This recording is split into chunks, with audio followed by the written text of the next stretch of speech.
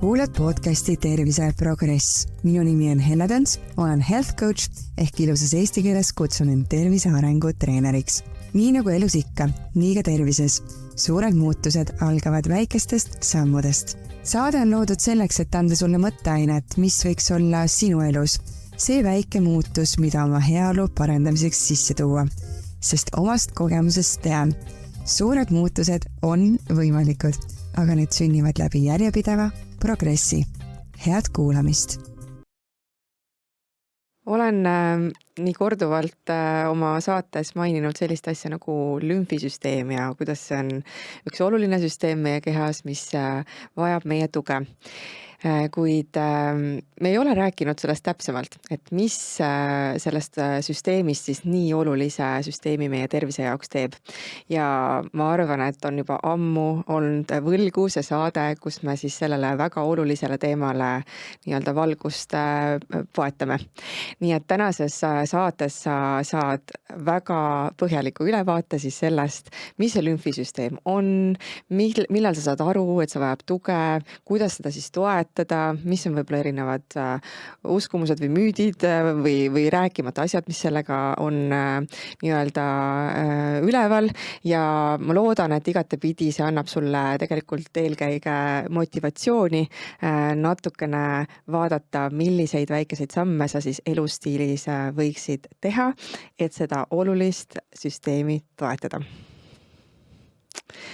Ja minu tänaseks saatekülaliseks on Raili Raik ja Raili on kõige suurema kogemusega lümfiterapeut Eestis ja mul on hästi hea meel just temaga siin sellel teemal vestelda. Ta on tegelenud lümfiteraapiaga 28 aastat, et otsa vaadates ma juba ütlesin ennem saadet, et seda küll välja ei näe, et kuidas nii palju on võimalik juba olnud sellel teemal või sellega nagu nii kaua tegeleda ja siis Raili on aidanud inimesi, kellel siis on erinevaid turseid, kas siis kätes, jalgades, näos on ju, ja koolitanud siis ka väga palju oma valdkonna eksperte välja. Ja mul on hästi hea meel siin tervitada. Aitäh, et sa tulid. Tere ja suur tänu kutsumas siia. Ja 28 aastat, kas kirg on ikka veel alles sellel teemal? Ikka on, ei ole kuhugi kadunud ja tegelikult see kirega on see asi, et ta läheb lihtsalt järjest suuremaks. Oi, seda on küll väga tore kuulda.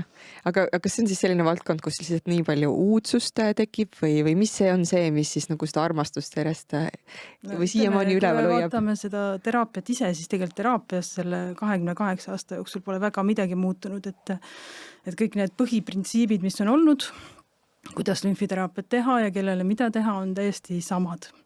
Aga ütleme, tänu sellele, et juba 97. aastast sai hakatud sellega kokku puutuma Saksamaal, siis Eestis tollel ajal ei olnud põhimõtteliselt mitte midagi.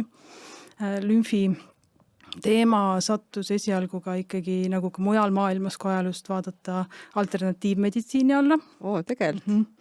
Et ega väga paljud inimesed ja ka meditsiinisüsteem ütles parem, et ärge minge, ärge tehke, rääkimata onkoloogilistest patsientidest, mis on vähiteemadega seotud.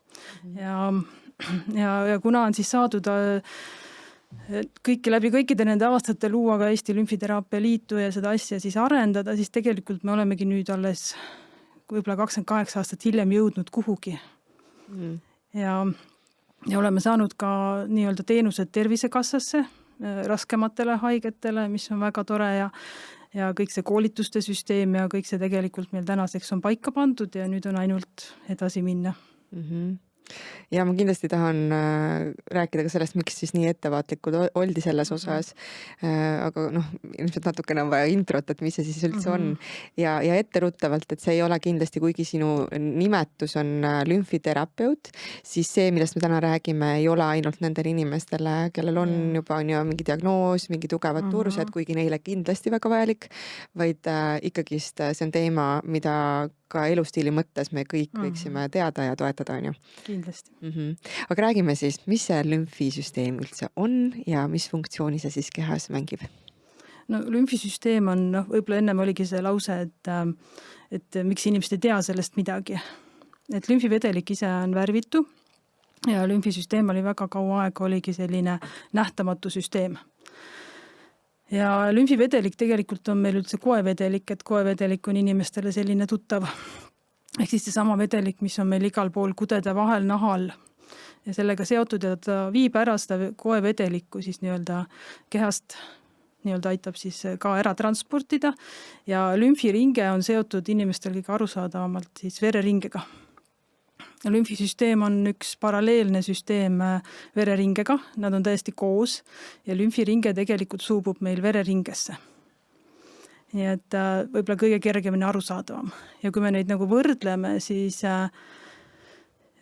kui vahest arvatakse, et see lümfisüsteem on selline hästi õrn ja et me üldse ei tohi nagu seda puudutada ja nii edasi, siis seda me vältida kindlasti ei saa. Aga tegelikkuses, ja kui võrrelda veresoontega, siis lümfisoonestik või lümfisoon iseenesest on läbimõõdult suurem. Aga sa ütlesid sellise asja, et seda on vaja seda kudede vedelikku on vaja transportida. Aga miks teda on vaja transportida üldse? Et kui meil on nüüd kudede vahel on nii-öelda ainevahetus, ehk siis sinna satub väga palju aineid, meil on ju vaja toitaineid transportida igale poole, hapnikku, siis kuidagi kõik need jäägid, mis sinna kudede vahele jäävad, peaksid jõudma siis nii, et peaksid saama puhastatud ühest küljest ja teisest küljest see vedelik ju ei tohiks sinna jääda. Ehk siis lümfisüsteem on see puhastussüsteem, et ta võtab siis kudede vahelt näiteks transpordib ära, kui me oleme haiged, baktereid, viiruseid, kõiki selliseid. Ja üks põhiülesanne, mis on sellises tavapärases inimese organismi funktsioneerimis, on siis valkude äratransport siis kudede vahelt. Ja valgud ei tohiks jääda sinna nii-öelda kudede vahele. Ja seda on nii-öelda vereringesüsteem, mis ka nii-öelda jääkainet tagasi transportib, seda vereringesüsteemi ei suuda. Neid valke just ei suuda? Ei suuda tagasi transportida.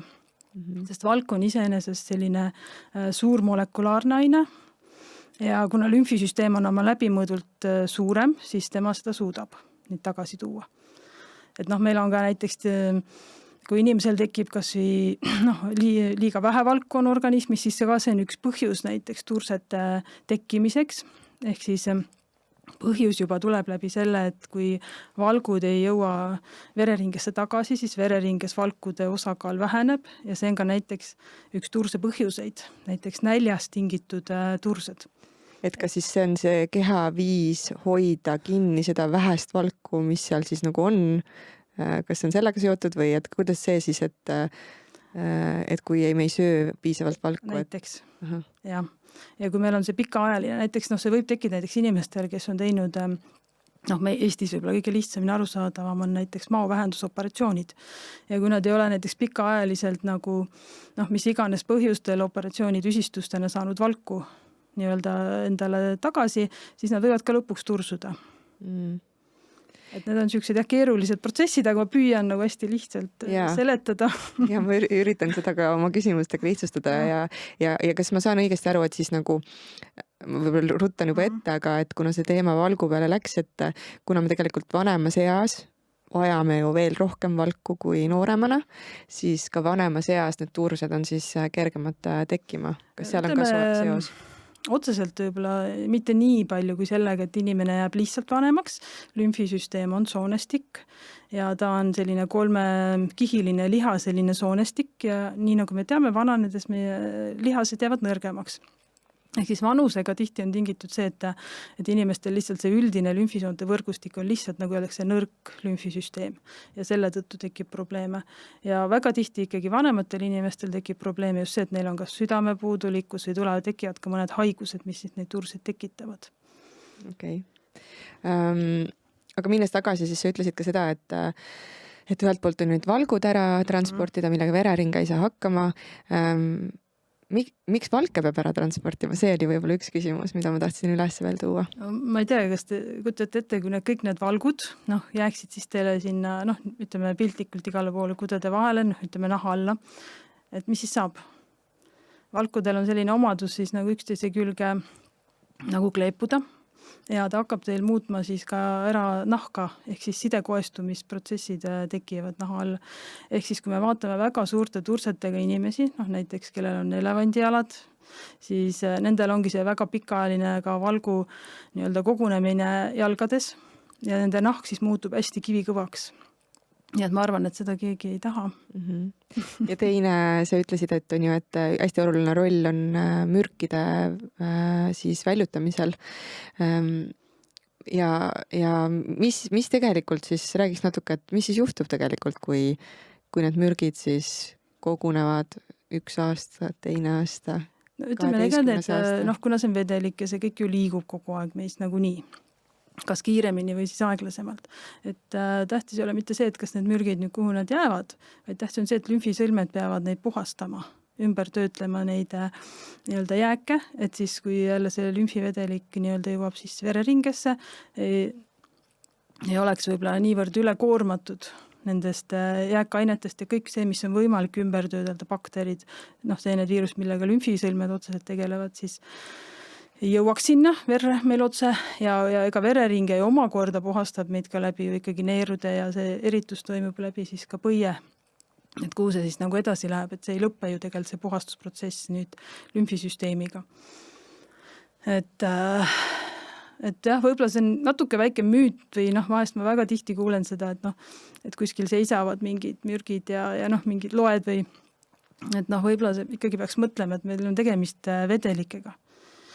Ja see ei saa kõik seista seal teil ühes kohas ja ta liigub tegelikult. Lihtsalt see, et selleks, et nüüd, et see võib-olla see mürkide väljutamine tavainimeste mõttes oleks lihtsam, ongi see, et me peame alati mõtlema, et mis on see, mis aitab meil lümfisüsteemi tööle liikuma. Ehk siis ja selleks ega meil ei olegi väga palju mitte midagi muud, kuna lümfisüsteem ise on selline süsteem, et tal ei ole nagu südamel on pump, mis paneb teil vere liikuma, siis selleks pumbaks on inimene ise. Et mida vähem me liigume, seda eks ju kesisemaks jääb ka meie lümfisüsteemi töö või halvemaks ta muutub ja vanusega siis ongi see, et me liigumegi võib-olla vähem ja lümfisüsteem on nõrgem ja siis ongi see kõik see lümfisüsteemi problemaatika järjest tegelikult vanusega, kõik need probleemid tulevad aga järjest juurde, mis on seotud lümfisüsteemiga. Ja mis siis veel paneb lümfi liikuma, on kõik see, mis teie enda sees liigub. Kui me vaatame kas või soolte peristaltika, arterite pulss, et lümfisüsteem kasutab kõik liikumised ära inimese endaga keha sees. Et ka kõige suuremad näiteks lümfisooned on seotud, et ta kulgeb koos näiteks aordiga ja soolte ümber on võib-olla kui me vaatame lümfisõlmi, kus nad asetsevad, on kõige rohkem lümfisõlmi inimese kehas. Ja selleks, et neid tühjendada, siis tegelikult lümfisüsteem kasutab ära soolte peristaltikat. Et need on kõik, ja kui inimene siis, mis ta ise teha saab, on näiteks, kui te teate, et näiteks mul on jalgade tursed, ja see lümfivedelik käib teil läbi kõhuõõne, eks ju, siis tegelikult kui te teete kas või hingamisharjutusi, liigutusi, siis see aitab nagu seda lümfiringet kiiremini tööle ja jalgade tursed näiteks võivad ka väheneda. Ütleme, jah, alati küsimus ka sellest, et milles see põhjus on, et turse põhjus ja nii edasi, et siis me ikkagi tegelikult terapeudina me anname erinevaid nõuandeid inimestele. Sest on olemas kroonilised lümfitursed ja on nii-öelda, kus lümfisüsteem on ise nii-öelda haaratud haigusest või kahjustusest või on olemas siis sellised lümfisüsteemi ülekoormusest tingitud tursed, mis on ikkagi lümfiterapeudi mõistes nagu kergemad, kus lümfisüsteem on terve meil, aga mingil põhjusel mul midagi, näiteks ma liigun liiga vähe, ma olen tursesse. Jah, see on lümfisüsteemi ülekoormus, see on see, et ma ei anna nagu ise mingisugust sellist liigutamist või mul on kehakaal liiga suur, eks ju, mis omakord takistavad ka rasvarakud, eks ju, lümfi äravoolusid ja nii edasi. Et see kõik mõjutab, et kindlasti üks päris suur faktor, et lümfisüsteem teil väga hästi tööta on kehakaal. Ennem kui me lähme sellele, mis need põhjused on, mul on endal selline tunne, et me peame natuke ikkagist rääkima sellest, et mis siis ikkagist nagu kehas toimub, kui see funktsioon ei tööta väga hästi või natukene minna veel sinna sisse, et sa ütlesid, et ühelt poolt mürkide poole pealt, et siis selle lümfisüsteemi, kuna tema peab hästi aktiivselt esimesena, ma saan aru, siis nagu puhastama ja tegema eeltöö ära ennem, kui siis vereringe võtab üle, et siis kui me ei aita siis lümfisüsteemil kergemaks seda tööd teha, on ju, et me nagu ei toeta oma keha selles, et lümfid saaksid paremini seda eelpuhastust teha, siis kas on õige öelda, et ta on ülekoormatud ja siis, mis siis juhtub, kui ta on ülekoormatud? Noh, nagu ma ütlesin ka, et lümfisoonestik on selline lihaseline. No ütleme selle peale, kui meil esialgu tekib nagu suurem koormus lümfisoontele, siis ka see lümfisoonestik ise, ta nagu liigub nagu sellise nagu kokkutõmmetena, et seal lümfisoonestik, kui me võrdleme veresoontega, siis neil on väiksed klapid seal ka iga väikse osa taga, eks ju, ja ta tõmbub kokku. Niimoodi nagu öeldakse, et kontraheerub, eks ju, kokkutõmbed eesti keeles, et ja kui meil näiteks tekib ülekoormus, siis ta hakkab esialgu ise kiiremini tööle. Ehk siis seda suuremat kogust, seda liigset vedelikku või mis iganes põhjusel ta tekkinud on, ära viima. No näiteks millal võib tekkida ülekoormus? No näiteks, kui inimene, näiteks trauma, siis tekib suurem koorus lümfiringele. Või kas või see, et me hakkame rohkem ennast liigutama, ka siis, eks ju, tekib tegelikult lümfiringele tekib suurem koormus, ehk siis ta hakkab ju ära viima. Ja kui see kõik on nagu tasakaalus, siis tegelikult meil turset ei teki, aga kui meil on ka muud põhjused, meil on see pikaajaline selline, siis võib ka hiljem turse tekkida. See kõik on ajas ja kui see lümfisüsteem hakkab esialgu kiiremini tööle ja paneb lihastega ennast tööle, siis küsimus on alati see, et kaua ta jaksab. Ja, kaua ta jaksab, kaua lihas jaksab, kaua me jaksame jõusaalis näiteks mingit asja tõsta. Et kui ta ära väsib, siis tema töö võimekus langeb, et hakkab aeglasemalt tööle ja lõpuks need lümfisoonet täituvad nendest vedelikest üle, ehk siis see sõna lümfiseiskumine võib-olla kui loetakse, lümfostaas, meditsiinilistes võib-olla, kui midagi kirjeldatakse tursetega, see on lümfostaas, lümfiseiskumine, see ongi see, et lümf seiskub. Lümfisüsteem ei tõmbu enam kokku, see vedelik jääb lümfisoontesse ja hiljem siis jääb teil kudede vahel ehk siis naha alla. Ja kuna näiteks kui inimesel on veenilaiendid, algselt me ju tegelikult väga paljudel inimestel on ja tekib selline lümfi ülekoormus, kuna ka verd ei transpordita jalgadest tagasi. Kui inimestel on veenid laienenud ja kogu aeg on lümfisüsteemil suurem koormus tegelikult kui tavapärane, kui tal oleks veenid terved. Ja see kestab aasta, kestab 2. Algselt ongi lümfisüsteem hakkab kiiremini tööle, 3 ja lõpuks inimene, miks mul seal pahkluude juures on mingi turse või nii edasi, hakatakse uurima, mis nüüd viga on, eks ju. Et miks tal need tursed on, et vaadatakse, veenid on, eks ju, puudulikud näiteks. Ja siis hiljem ongi see, et see turse järjest süveneb ja pärast rohkem naha alla ja tuleb ka meile nagu väliselt nähtavamaks, et tihti on need aastate sellised protsessid, algselt me ei tunne mitte midagi ja tursed tihti algavad seespoolt tegelikult. Ütleme, ta täidab ära need sisemised struktuurid meie kehas ja siis hiljem alles tuleb see välimine. Veenilaiendite puhul näiteks, mida inimesed tunnevad tihti, algselt ongi see, et mu jalad on õhtuks väsinud, alustame sellest. Tõssin jalad üles, aitan veene, et veri saaks tagasi, ka lümfiringel muutub olukord kergemaks, et see koormust ei tule nii palju peale. See on võib-olla üks lihtsam näide. Aga ta algab seest välja, arusaadav on ju, et kõigepealt ta täidab kõik, mis sees on ja kui seal enam ruumi ei ole, siis on ja surub välja. Aga miks, ma saan aru, et probleem tekib siis, kui lümfisüsteemil on ülekoormus. Aga mis põhjustel ikkagi see ülekoormus tekib, et kas ma sain õigesti aru, et ta võib olla ka see, et mingi teine organsüsteem ei tee hästi tööd ja siis lümfid on selle tõttu koormatud? Kas seal on ka selliseid põhjuseid, et midagi sina elustiilis jätad tegemata või teed valesti ja sellepärast? Vähene liikumine. Ainukene on vähene liikumine. Vähene liikumine, ütleme staatilised asendid, laua taga istuvad tööd, eks ju, samas surutakse. Ja kui sa, ütleme, kellel on rohkem turseprobleeme või üldse lümfisüsteem, kellel on nõrgem, kas meestel või naistel? Ma eeldan, et naistel. Naistel. Et naistel on kõik asjad hullevad. Naistel on see, et me peame ka, see on seotud sidekoega. Meeste sidekude on tugevam oma ehituslikkusest poolest ja selle tõttu ka, et kuna naised ikkagi tihti me peame ka sünnitama või niimoodi öelda meie nahad, eks ju, siis meil ongi ta nõrgem, ehk siis ka lümfisüsteem on tihti meil nõrgem. Ehk siis need lümfiprobleemid on ikkagi see, mis meie näeme inimestes, kes meie juurde tulevad, ikkagi on siis kuskil, ma võiks julgelt öelda, aga 75-80% on meil naisi.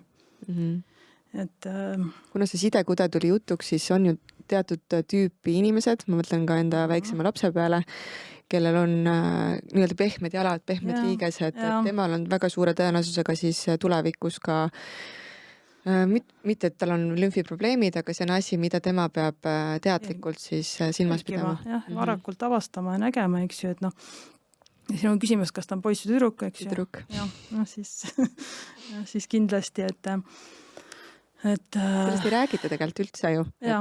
Et ega tihti, kui inimesed käivad arsti juures, no ütleme meie kui lümfiterapeudid, kui sa oled näinud, ütleme inimesi, kes on tursetega hädas, siis me näeme neid varajas staadiumis, hilises staadiumis, igas staadiumis, siis me juba tunneme seda varajas staadiumi ära. Meditsiiniliselt tegelikult inimestele veel diagnoose ei panda või ütleme, ja seal ei olegi nagu diagnoosi tegelikult, aga meie juba näeme, et inimesed juba punduvad kuskilt mis iganes piirkond, on see nägu või käed või jalad, et see probleem neil on tulemas ja muidugi ka lipödeemist, sellest vist on siin räägitud, eks ju, see on ka üks väga suur ju nii-öelda grupp inimesi, kes siis ka lümfiteraapias tihti käivad, see on küll raskuja probleem otseselt, aga tagajärg on siis ka lümfiproblemaatika. Nii et nendel on ka otseselt see sideaja teema on ikkagi.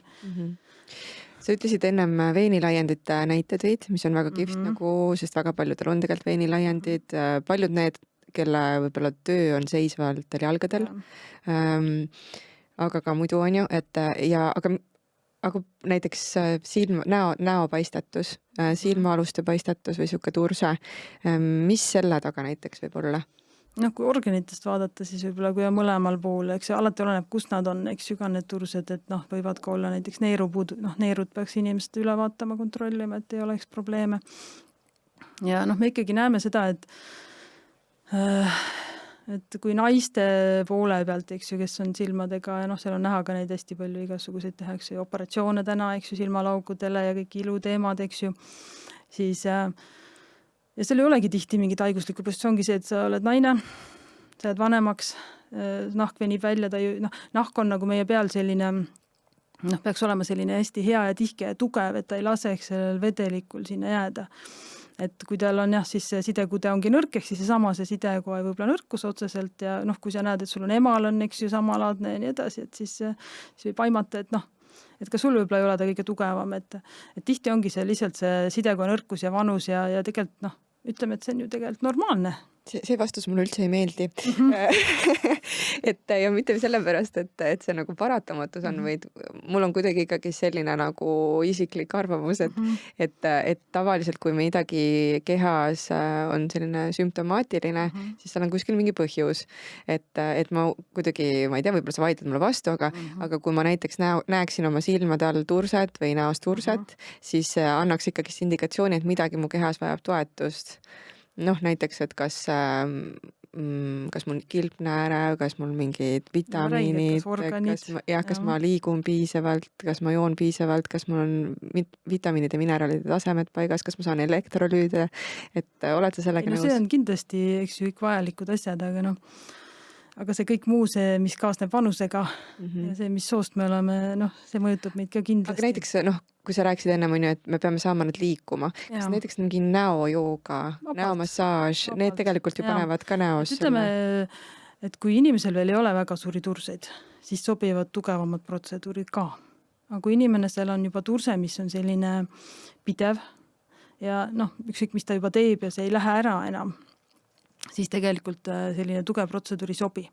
Et see omakorda koormab lümfisüsteemi juurde, see juba näitab see turse, mis on pikaajaline ja pidev, näitab seda, et lümfisüsteem ei saa enam hakkama, ta on üle täitunud, ehk see on tekkinud juba see lümfostaasi nii-öelda see moment ja tegelikult me ei tea lümfisüsteemi mõttes, kui me vaatame nägu, et silmaalus näiteks on seotud teil kõrvaisiste lümfisõlmedega ja äravool on seotud üle kaela siis ja venoosnurka, et võib-olla kuskil siin eelnevas piirkonnas, näiteks siin tihti on siin näo peal kõrvade juures on juba sellised seisakud ja kui te teete tugevat massaaži juurde, siis saate suuremad tursed näiteks. Okay. Et see on siis, kui mul on juba turse. Pikaajaline turse, jah. Et siis peaks juba vaatama, et siis tegelikult esimesena tuleks mõelda selle peale, et tuleks teha võib-olla lümfimassaaž, et panna lümfiringe liikuma ja siis vaadata edasi. Ma just kirjutasin endale siia üles, et ütleme, et mul on tugevam turse näos või üldse näiteks kehas, on ju, et sa lihtsalt tunned, et sa oled kuidagi nagu paistes, öeldakse tihti peale või kuidagi. Ja siis minnakse spaasse lümfimassaaži. Kas see on okei? Või see on ka nagu kvalifitseerub selle nagu tugeva surve alla? Ei, ütleme see, kui nemad on õppinud sellist õrna metoodikat, eks ju, tegema lümfimassaaži, siis see on väga okei. Aga näiteks ma ei tea, kas selleni muidugi võime ikka hiljem jõuda, aga küsin juba kohe ära, et kas näiteks rullmassaaž, mida ka hästi räägitakse, et on lümfimassaaž, eks ju, või LPG massaaž, et kas need siis ka nagu sellel hetkel on sobilikud? Või mis vahe seal on küsimus näoturse kohta või üldist kehaturse kohta, jah. Üldse selle kohta, kuidas saada lümfisüsteemi paremini tööle? Ütleme niimoodi, et me võtame näiteks rullmassaaži, et kui mõelda, et mis see siis on ja mis toimed seal on, eks, ja kes sinna siis võiks minna. Et rullmassaaž on tegelikult selline, kui me vaatame, et inimene survestab ju ennast sinna päris tugevalt sinna peale, seal on tihti on ka infrapuna, eks ju, mis on soe. Soe on alati see, mis koormab lümfisüsteemi, kui inimene on tursetega, ehk siis annab seda koormust juurde. Sooja protseduurid tavaliselt inimestega, kes on väga turses, absoluutselt ei sobi. Me isegi ei luba panna sooja kotti ristluule, sest keha suunab sooja igale poole, et vahet ei ole, kus see turse on.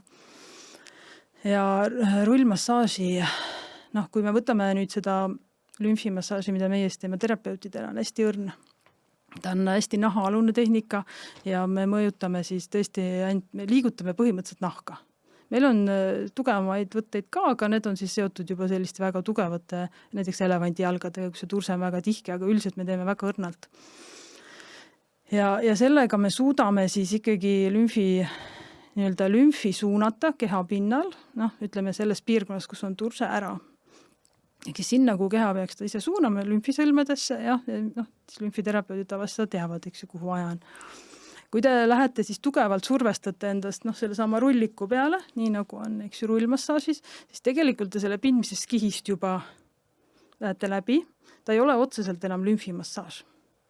Et tegelikult me ütleme seda, et iga massaaž mõjutab ka lümfisüsteemi, aga ta ei ole sellepärast lümfimassaaž. Et kui me võtame ja igal massaažiliigil või mis iganes aparaatsel massaažil on omad näidustused ja näiteks rullmassaažist inimesed, kui sinna läheb kroonilise tursega patsient või see, kellel ta võiks nagu alata, siis võib sealt tursega ära tulla ja see võib olla tema kroonilise turse algusmoment, mis oleks võib-olla võinud tal tekkida palju hiljem. Ehk siis näiteks võtan esimesena grupi ka lipödeemi patsiendid. Lipödeemi patsientidel on, turse on tegelikult tema ju haigusesse või diagnoosi sisse kirjutatud, seal on 3 erinevat staadiumi. Kui inimene läheb esimest staadiumist, tal ei ole veel seda välist turset, eks ju näha. Kui tal on 3, siis tal võib olla selline juba korralik turse ka. Ja et nemad on need inimesed, kes on turse riskigrupis. Ja tihti võib-olla rullmassaaži minnaksegi ikkagi seda ju raskude mõjutama, et saada oma nahk ilusamaks ja kenamaks ja et see raskute sealt ära kaoks, aga näiteks kui me näeme lipödeemi patsienti, siis seal ükski selline tugev metoodika ju tegelikult ei aita, vahet ei ole, on see LPG, LPG-d saab kõrnalt muidugi teha, või on see rullmassaaž või mis iganes tselluliidimassaažid, mis tehakse käsitsi väga tugevalt, siis tegelikult need on väga ohtlikud neile, sest see võib tekitada neile selle kroonilise turse alguse kiiremini, kui see neil muidu tekiks. Jah, sest seda ei ole võimalik ära saada. Tänaste tehnikatega välja arvatud siis kirurgiliselt, eks ju, kui siis on rasvaimud. Ehk siis, kui minul täna turseid ei ole, siis väga okei on käia, sest nii see liigutab minu seda süsteemi. Võike lihaseid ja kõike ja võib-olla venitab ka sinu võib-olla, mis on hea fastsiaid, eks ju. Kui on inimestel hästi palju lihaspingeid, ehk siis ka fastsiad, eks ju, pingulduvad ja tegelikult see läbi, ütleme, kui meil on need fastsiate süsteem, siis seal vahelt on ka lümfisüsteem ja kui fassia on pinges, siis ta ei liigu. Ehk siis ta ei pane ka lümfi tööle.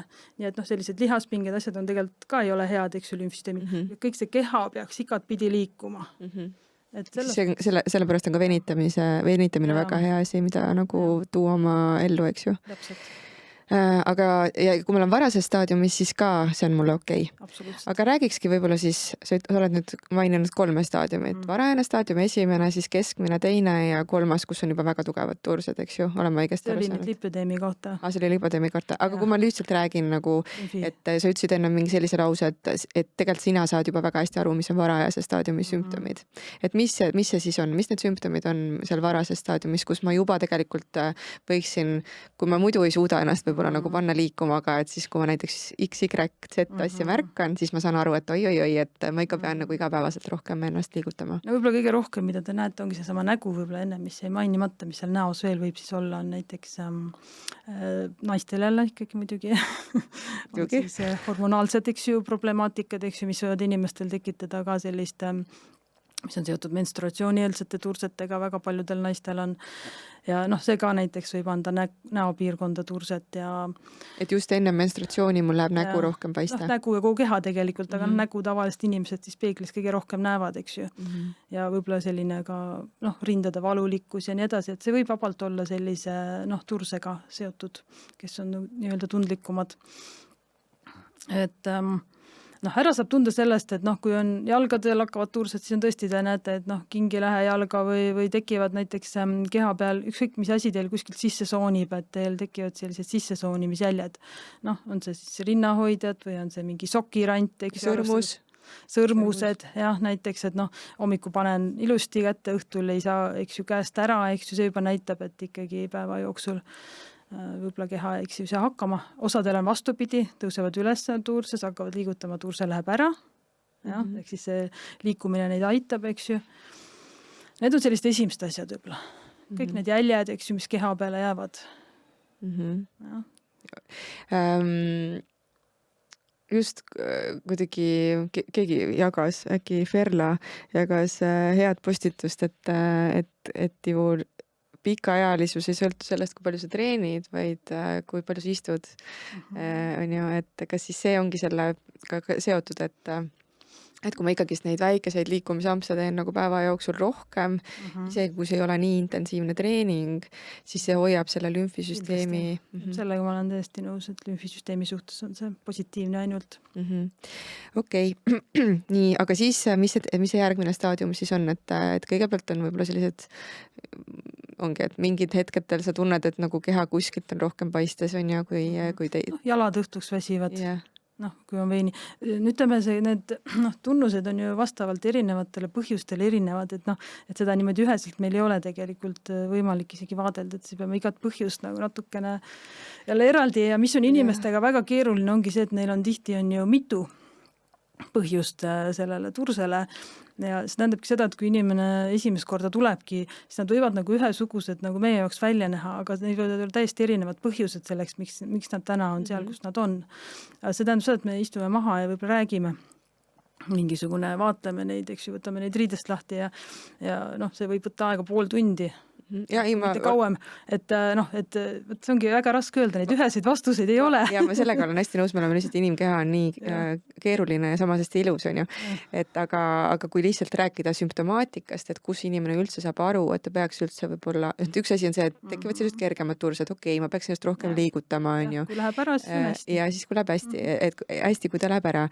Aga millal ta peaks nagu kaaluma juba seda, et äkki ma tegelikult selle sümptomiga peaksin juba pöörduma näiteks lümfiterapeudi juurde? Kõige riskimad asjad on alati, millal peaks võib-olla EMO-sse pöörduma, eks alustame siis sellest, et mitte võib-olla meie juurde, eks ju, et on see, et kui tursed tekivad väga kiiresti, nad on valulikud, siin on kõik need trombiga seotud teemad, eks ju, see on alati esimene asi on ikkagi, et kiirete tursete puhul kindlasti mitte meie juurde tulla, siis tuleb pöörduda kas perearsti poole või meditsiinisüsteemi poole. Kiire turse teke. Kus kohas siis kehas ta võib järsku hästi kiiresti tekkida või kus see tavapärasemalt jalad ongi? Ja kui teil juhtub ju trauma näiteks ka, eks ju, me ei tea ju, murdsite te oma luu või mitte, eks ju, ikka ennem tuleks ikkagi natukene teha kas pildid, asjad, eks ju, näiteks meile võib tulla, et kui on luumurru järgselt, võib tulla suhteliselt kohe, isegi kipsiga võib tulla, me saame juba siis hakata neid turset alandama, et kui on näiteks traumade puhul, et inimesed tihti ei tea, et nad võiks kohe tulla, ja kõik need ilulõikuste asjad, et ka suhteliselt ruttu isegi juba esimese 3 päeva jooksul tegelikult öeldakse, et esimesed 10 päeva peale kõiki operatsioone, traumasid tegelikult võiks juba lümfimassaaži tulla. Aha, et okei, et kui sa tead, et sa lähed operatsioonile ja sellel on selline nagu taastusperiood, kus siis tegelikult keha vajab tuge, siis kohe võiks arvestada, et operatsiooni järgselt mul on ka ajad kirjas lümfiterapeudi juures. Ja meil on ka nii, et tegelikult võiks ka tulla enne. Enne, okei. Et ei ole mõtet, eks ju, minna operatsioonile, kas või need samadele, et nägu või mis iganes on see ringlõikust asjad ja tihti, neil on juba enne tursed, ei ole mõtet minna tursega operatsioonile, et siis tegelikult tehakse ka enne operatsioone. Ja see jälle, eks ju, oleneb, kellel on nagu tursed on suuremad, teeme rohkem ja kellel väga suuri tursid ei ole, kas või üks kord ja täpselt see kõige parem ongi siis 1 päev ennem operatsiooni. Et siis võimalikult vähe oleks sellist koormust ja keha hakkaks kiiresti taastuma ja pärast ka siis kohe, kui komplikatsioone ei ole. Mis operatsioonid need sellised on siis, kus peaks üldse arvestama sellega? Kõik operatsioonid, mida sa oskad ette vahet ei ole, et isegi need on kõhuoone operatsioonid või mis iganes, et kui te lähete näoga nii-öelda opereerima midagi, siis võib teha ainult näopiirkonda, kui lähete kõhupiirkonnaks, siis võib-olla peaks tegema kõike, aga seda siis juba, eks ju, terapeudid ütlevad, et see ongi hästi erinev jälle, samamoodi oleneb, mis siis juhtub. Juhtuma hakkab hiljem. Okei.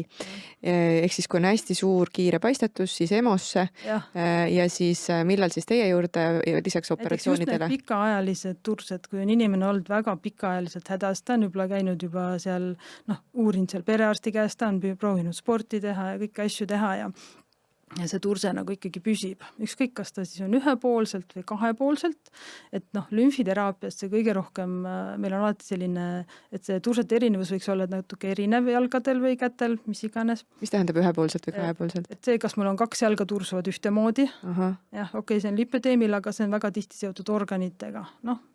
Vanematel inimestel ravimid näiteks tekitavad tursed ka, mis ei ole üks põhjus näotursetele näiteks, on ka ravimitest tingitud, mida inimesed siis tarvitavad, erinevad hormoonravimid ja nii edasi, eks ju.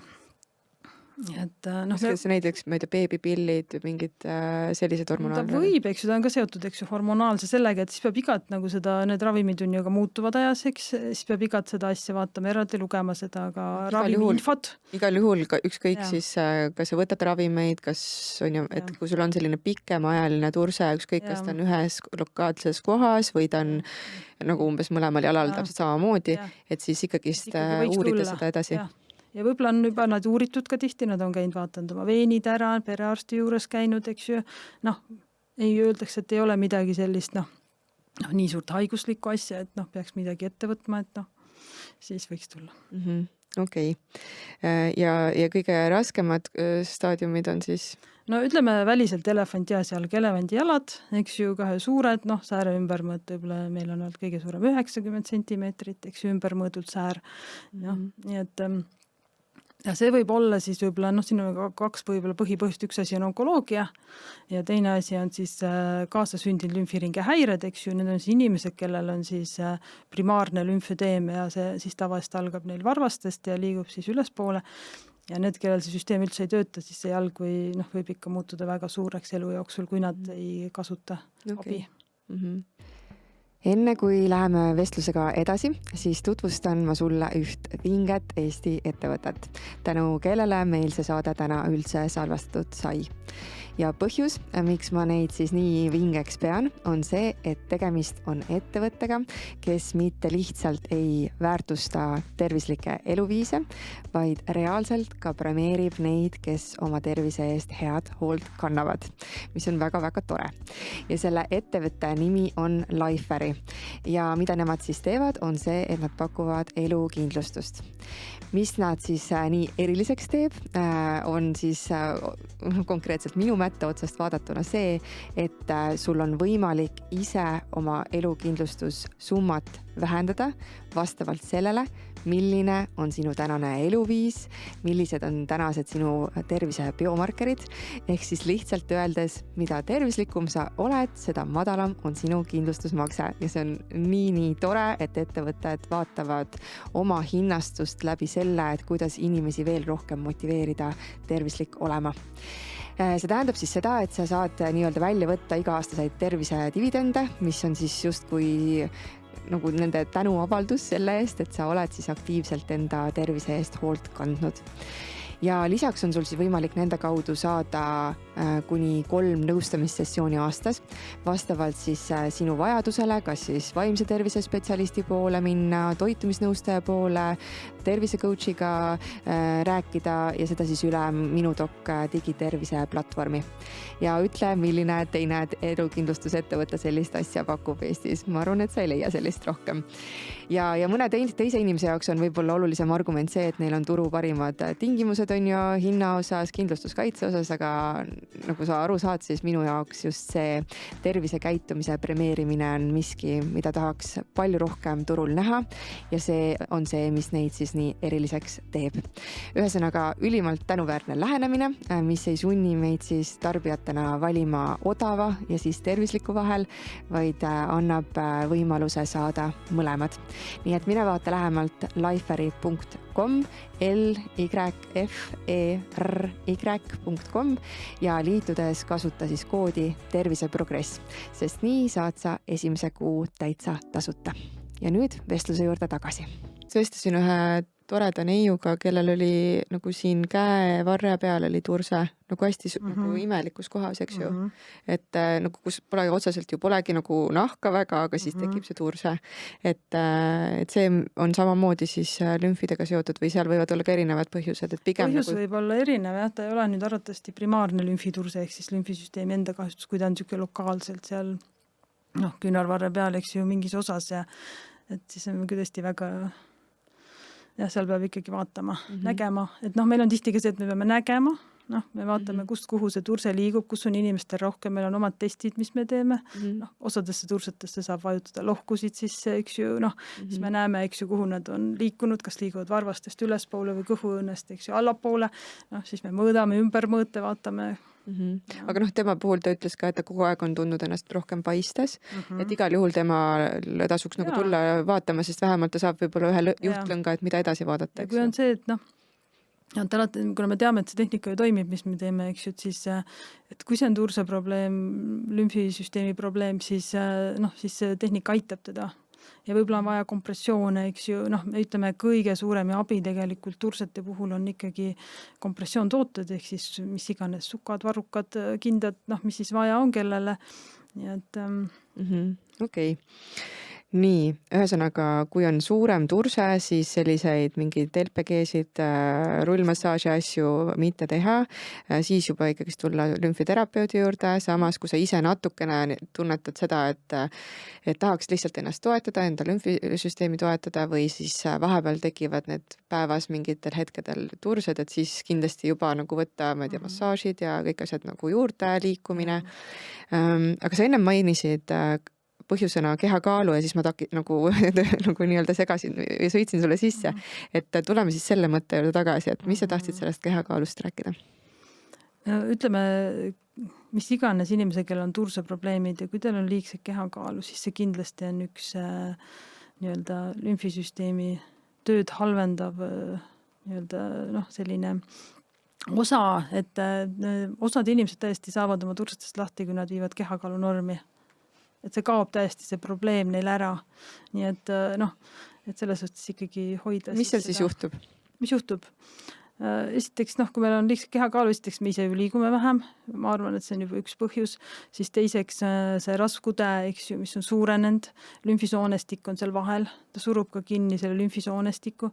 Me peame ka arvestama seda, et meil on vaja näiteks jalgadest, varvastest ju tuua vedelikud üles siia kaela juurde, meid mõjutab ka gravitatsioon, eks ju. Me oleme pannud kõik need takistused sinna teeble ette oma liigse kehakaaluga ja väheneva liikumisega. Ja lümfisüsteemi hästi tähtsad nii-öelda punktid on siis ka meil, kus meil need sõlmed ja asetsevad pindmiselt on meil ju kõik, mida tavaliselt ikkagi teatakse, on põlveõnnal, kubeme lümfisõlmed, küünarõnnal, et siis kui neid vaadata, siis need kohad ju tegelikult kõik käivad ju, me pressime neid pidevalt kokku. Ja kui ma olen ikkagi suurem, siis ma teen seda vähem. Ehk siis öeldakse, et lümfisõlmed on sellised nagu mahutid, mis tegelikult peavad olema tühjad, et see lümfisoonestikul oleks siis kuhugi seda vedelikku viia. Ehk siis kui ma väga vähe liigutan, eks ju, oma jalgu, neid kokku ei suru, eks ju, siis tegelikult vahest võib ka juhtuda see, et need lümfisõlmed on ületäitunud ja see piirkond, mis peaks läbi näiteks sääreosa lümfivedelik läbi põlveõnda lümfisõlmede, eks ju, tulema, siis ta lihtsalt jääb sinna teil jalgadesse, see vedelik, ta ei tule päeva jooksul ära. Ja see on niisugused vaiksed protsessid. Ja tekkis selline nagu küsimus sellega seoses, sest vahel on lihtsalt vaja sellist lisamotivatsiooni mõeldes nagu tulevikule, et me rääkisime sellest, et kui liikuda, teha neid liikumisampse, hoida see lümfisüsteem korras, siis on väga suure tõenäosusega sul tervelt elatud aastaid rohkem. Aga mis siis juhtub, kui ütleme, et ei lähe nagu päris niimoodi, et on suured nagu paistatused ja niimoodi, aga ikkagist aastakümneid see lümfisüsteem on sellises vaeslapse osas ja ta tegelikult on hästi raske töötada. Ja mis siis tagajärjed võivad olla või mis asjadeni see nagu võib viia organismis ja siis juba nagu võib-olla mingites haigustes või diagnoosides? No ütleme selline, kui nüüd lümfisüsteem nagu, kui mingit haigust ei ole, mis tekitaks meile turset, et ta lihtsalt ongi selline liikumatusest tingitud nii-öelda turse, siis ega ta, see ongi see, et võib-olla väliselt näete turseid, teil on raskem liikuda, olla, ega ta sellist haigust nagu otseselt nagu tekitada ei saa inimesele. Ennem tekitab see liikumatus, mis iganes südamele või et ka kõikide need organhaigused ju tihti ei tule ju sellest, et meil nüüd lümfiringe ei tööta, vaid see, et me ei liigu ja me anna südamele koormust ja tal ei ole treenitust ja et sealt tulevad need asjad rohkem, eks ju. Ja turse on tihtipeale meil ikkagi tagajärg, mitte haiguse põhjus. Sümptom. Jah. Et seda peaks nagu nägema ja inimesed, kellel on siis juba võib-olla vaja alustada seda liikumist, siis tegelikult ju kõige parem liikumise alustamist soovitus on ujumine. Ja ka lümfisüsteemile see väga meeldib, et esiteks inimestel on seal kergem olla, alustada oma tegevust ja see veesurve vastu nahka on täpselt selline nii-öelda väike kompressioon, mida me kasutame ka massaažis siis nii-öelda, ehk siis ta lükkab sealt naha alt neid vedelikke, hakkab aitama siis ära viima, mis on sinna siis jäänud. Miks ka rasedatele väga hea on ju? Väga jah. Okei. Siis sa mainisid ennem seda, et ühelt poolt liikumine ja teiselt siis soolte liikumine ka, eks ju. Ehk siis, kas ma saan õigesti seal aru, et kui me toitume niimoodi, et meile seedimine on korras, siis me selle kaudu ka tegelikult toetame siis üleüldiselt seda lümfisüsteemi ja keha toimimist. Ütleme, meil nii palju juba soolestikuga veel seotud see, et meil imenduvad ka rasvad, eks ju, võib-olla üks teema, mis on hea, lümfisüsteemi. Ja mis on võib-olla siit see müüdi teema, eks ju, et tihti me loeme, et lümfimassaaž aitab meid kõhnaks saada. Ma arvan, et igaüks on seda kuskilt kuulnud ja lugenud aga see ongi see, et kui loetakse, et imenduvad rasvad, siin need küsimused, mis rasvad, eks ju, ja kus kohas, eks ju, et ega lümfisüsteemi ei imendu siis meie see üleliigne raskude naha alt, vaid imendub peale söömist korraks, selleks hetkeks need rasvad imenduvad ja see on just seal soolte juures.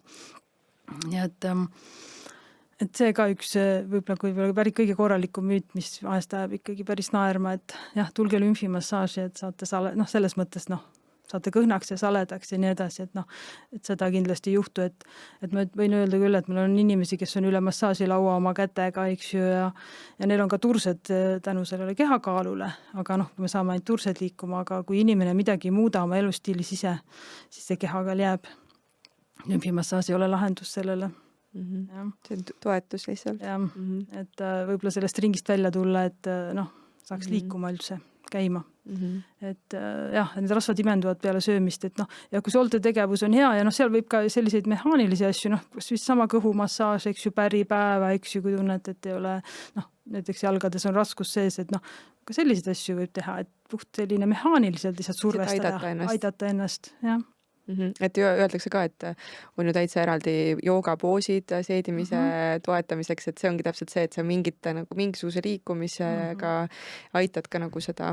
No lümfisõlmed näiteks on ka, mis on joogas võib-olla väga head, on just hingamisharjutused, vahet ei ole, milles need on, et ka roiete vahel on meil hästi palju lümfisõlmi, et mida tühjemad on meil lümfisõlmed ja mida rohkem me kõiki kehapiirkondi, mis iganes me hingame tihti ei hinga enam kõhuga näiteks, et mis on väga halb, et siis tegelikult me ei toeta enda keha ja me ei toeta ka lümfisüsteemi nii hästi enam. Öeldakse tegelikult, et hingamine on üks parimaid rasvavabastusmeetodeid. Et Jah, toetab ka lümfisüsteemi ja kõik selle kaudu ta aitab vedelikud ära ja siis juba järgnevad protsessid saavad. ehk siis just selline nagu kõhu kaudu hingamine Jah. selle jaoks, et see rindkere ja kõik Jaa, ja siit kõht liiguks, Jah. seal avaneks, kehal oleks ruumi, lümfivedelikel oleks ruumi liikuda, ei oleks sellist kogunemist ühte kohta. No vinge.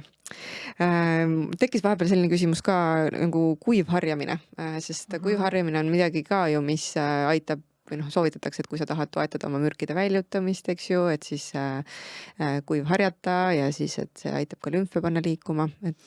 Üks asi kindlasti lümfisüsteemi puhul on, mida paremini teate suundasid, seda efektiivsemad te olete oma tegevustes.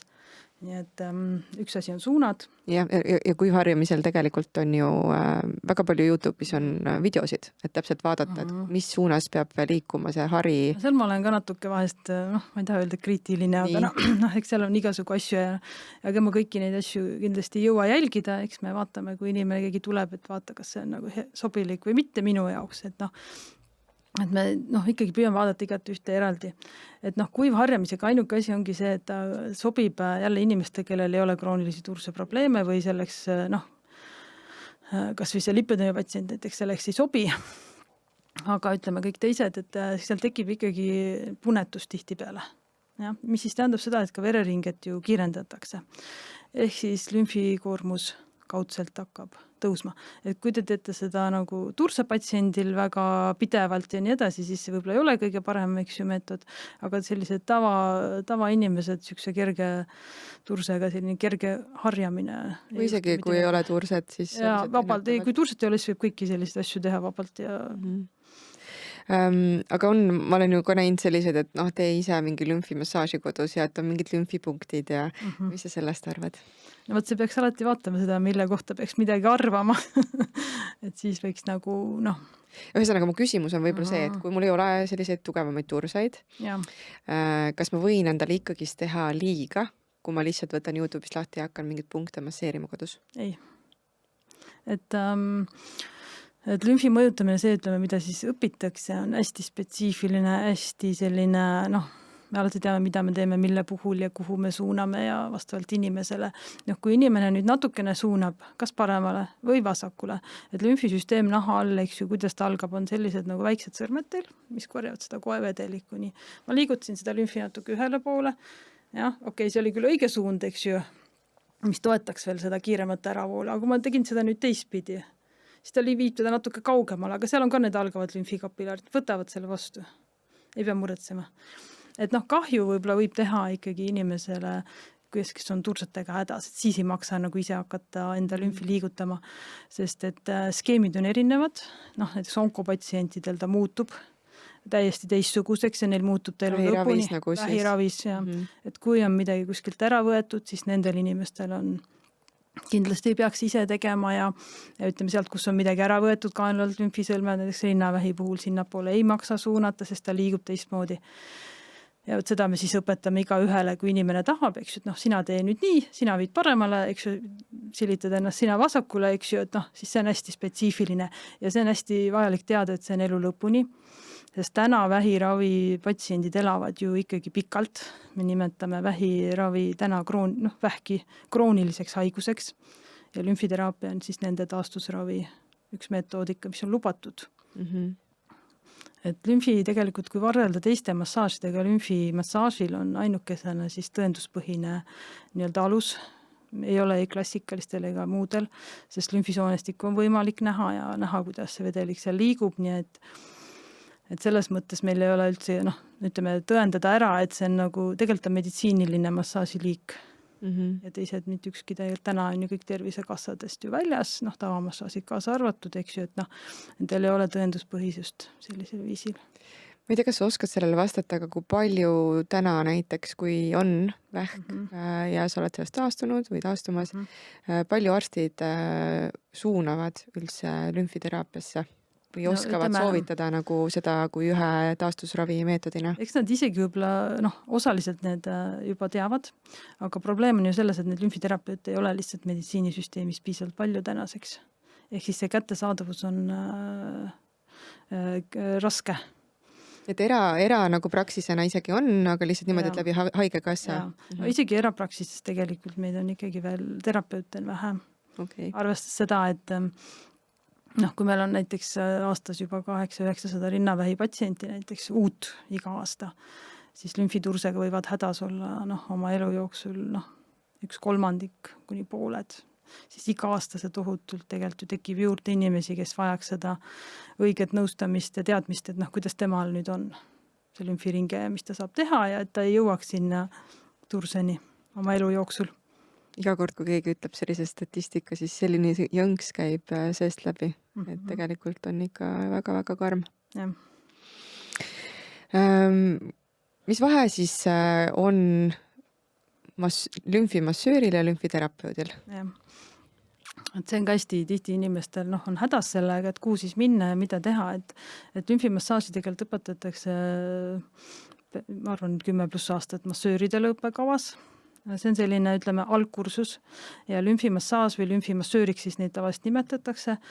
Nemad tegelikult kõige rohkem suudavad siis aidata inimesi, kellel on sellised üldised tursed, kellel ei ole raskeid tursehaigusi ehk siis onkoloogiat, eks ju, või kaasasündinud lümfiringe häired, et nad oskavad väga hästi spaades näiteks teha lümfimassaaži ja võib-olla kui erasektoris töötavad, võib-olla sükse kergeva põlvetrauma ja põlveliigese saavad ka, eks ju, erasedele võivad teha ja nii edasi, aga kui on ikkagi sellised raskemad haigused, probleemid, suuremad tursed, siis alati tasub otsida lümfiterapeuti, sest nendel on see koolitus on palju pikem ja nad jagavad erinevate haiguste vahel paremini neid asju, et millest see võiks tekkida, mida algkursusega nii-öelda õpilasel ei ole.